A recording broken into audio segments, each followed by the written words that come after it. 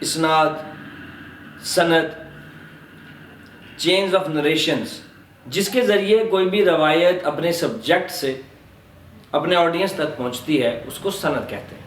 یعنی سرکار دو عالم صلی اللہ علیہ وآلہ وسلم کا قول امام بخاری رحمہ اللہ تعالیٰ کے تک کیسے پہنچا، وہ رجال، وہ لوگ کون تھے جن کے ذریعے یہ بات امام بخاری رحمہ اللہ کو معلوم ہوئی، اس کو سند یا اسناد اگر وہ جمع کا صیغہ ہو یا چین آف نریشن کہا جاتا ہے۔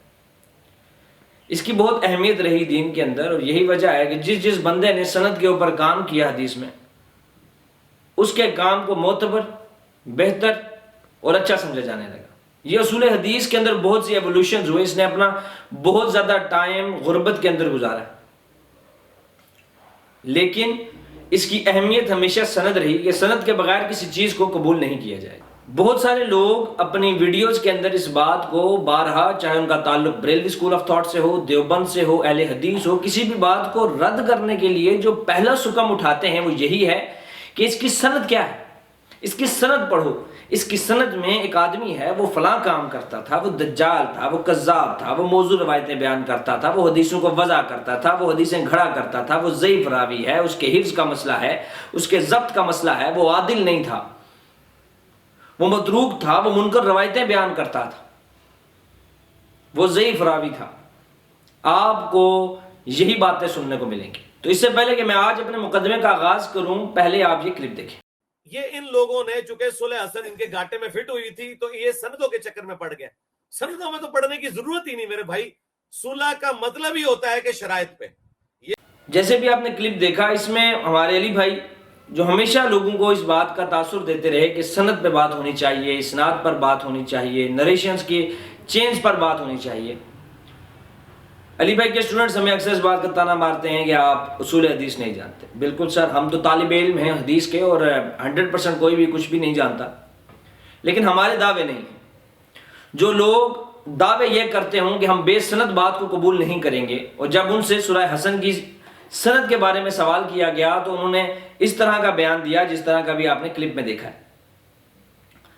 تو میں اس بات کو سمجھانے کے لیے کہ اسلام کے اندر، دین کے اندر سند کی کتنی اہمیت ہے، میں کچھ ائمہ کے اقوال آپ کے سامنے ڈسکس کیے دیتا ہوں۔ سب سے پہلے امام شافعی رحمہ اللہ تعالی فرماتے ہیں کہ جو شخص بغیر سند کے علم حاصل کرتا ہے، بغیر دلیل کے علم حاصل کرتا ہے، وہ ایسے ہے جیسے رات کو لکڑیاں اکٹھے کرنے والے کی طرح، کہ وہ لکڑیوں کا گٹھا جمع کرتا ہے جس میں اژدہا ہوتا ہے، اسے معلوم نہیں ہوتا اور وہ اس کو ڈنگ مار دیتا۔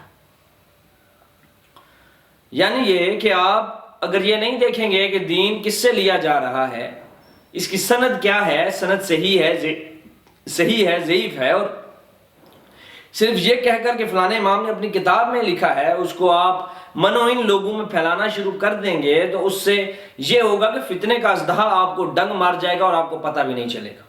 یہ وہی علی بھائی ہیں جنہوں نے اپنے ریسرچ پیپر 5B کے اندر بڑا اور بولڈ لیٹرز کے اندر لکھا ہوا ہے کہ ہم تاریخی اور بے سند روایات کو رد کرتے ہیں، ہم قبول نہیں کرتے۔ اور آج جب اپنی ہی بات کا جواب نہیں ہے تو انہوں نے اس چیز پر پلٹی مارتے ہوئے کہا، انہوں نے کہا کہ سند کی ہمیں کوئی ضرورت نہیں ہے۔ تو امام شافعی کہتے ہیں کہ نہیں، ہمیں سند کی ضرورت ہے، سند کے بغیر کوئی چیز قابل قبول نہیں ہے۔ امام ابن سیرین تابعی رحمہ اللہ تعالیٰ فرماتے ہیں کہ یہ حدیث دین ہے، لہٰذا تم دیکھو کہ کس سے دین لے رہے ہو، دیکھو کہ یہ بات کون کر رہا ہے، کیونکہ یہاں حلت و حرمت کا مسئلہ ہے، یہاں حلال و حرام کا مسئلہ ہے، یہاں لوگوں کے عقائد کا مسئلہ ہے، یہاں صحابہ کے بارے میں لوگوں کے دل میں نفاق اور بغض اور اناد پیدا کرنے کا مسئلہ ہے، یہ لوگوں کے دلوں میں پیدا کیا جا رہا ہے صرف بے سند روایات کو پڑھ کر۔ اسی طرح امام ابو حنیفہ رحمہ اللہ تعالیٰ کے شاگرد خاص حضرت عبداللہ ابن مبارک رحمہ اللہ تعالیٰ فرماتے ہیں کہ سند دین ہے، اگر سند نہ ہوتی تو ہر کہنے والا جو اس کے جی میں آتا کہہ دیتا، اس کو دین کا حصہ شمار کر لیتا۔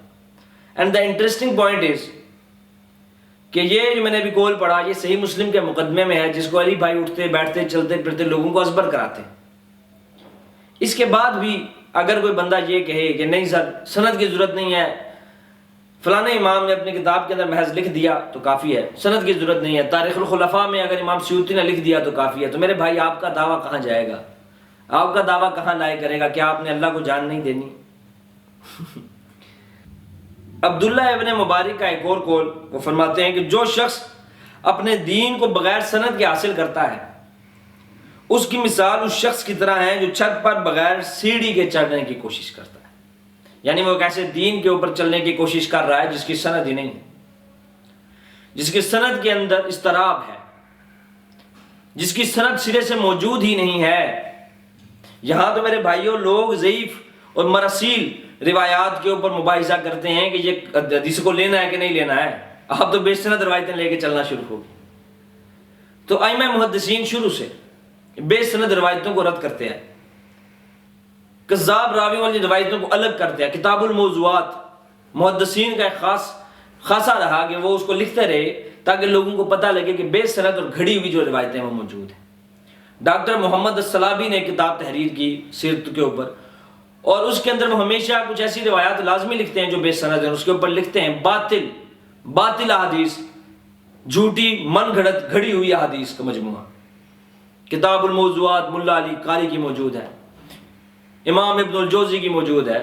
وہ اسی وجہ سے کہ من گھڑت اور جھوٹی اور بے سند روایات کو الگ کیا جا سکے۔ تو حاصل کلام یہ ہے کہ آج کے دور میں یہ بات کہنا کہ اصول حدیث میں یا واقعات کو سمجھنے کے لیے ہمیں سند کی کوئی ضرورت نہیں ہے، یہ جھوٹ ہے، بکواس ہے، اور اس کا حقیقت سے دور دور تک کوئی لین دین نہیں ہے۔ اور اس طرح کی بات جس کے ساتھ سند موجود نہ ہو وہ کسی صورت بھی قابل قبول نہیں ہوگی، چاہے اسے کوئی بھی بیان کرتا۔ تو دعاؤں میں یاد رکھیے گا، انشاءاللہ اگلی نشست میں پھر ملیں گے۔ السلام علیکم ورحمۃ اللہ وبرکاتہ۔